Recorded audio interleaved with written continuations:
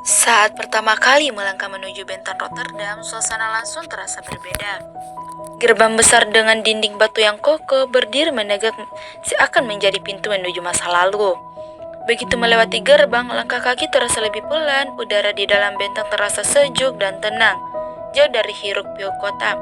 Di dalam bangunan-bangunan tua ini bergerak kolonial berjajar rapi dan dindingnya tebal, jendelanya tinggi dan atapnya khas, mencerminkan perpaduan budaya lokal dan Belanda.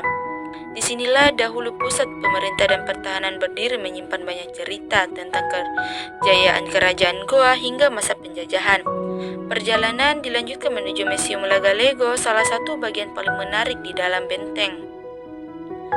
Saat memasuki lantai 1, suasana berubah menjadi lebih hening dan penuh makna. Cahaya lampu yang lembut menerangi berbagai benda bersejarah yang tersusun rapi di dalam etalase kaca.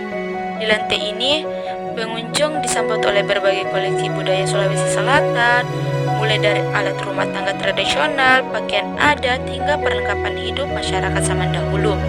Setiap benda seolah punya cerita tentang bagaimana nenek moyang yang hidup, bekerja, dan menjaga tradisi mereka. Hanya itu, terdapat juga benda-benda yang berkaitan dengan pelayaran dan perdagangan.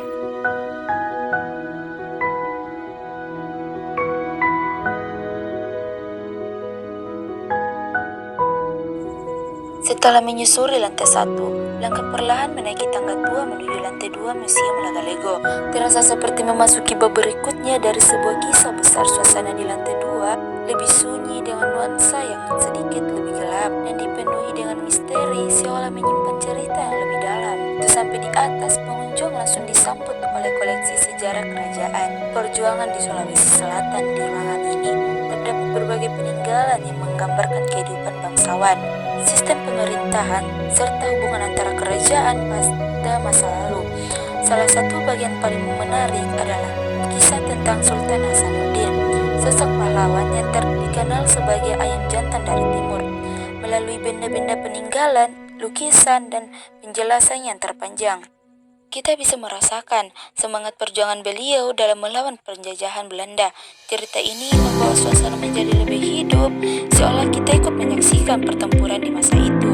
Selain itu, terdapat juga berbagai senjata tradisional seperti badi, toba, dan perlengkapan perang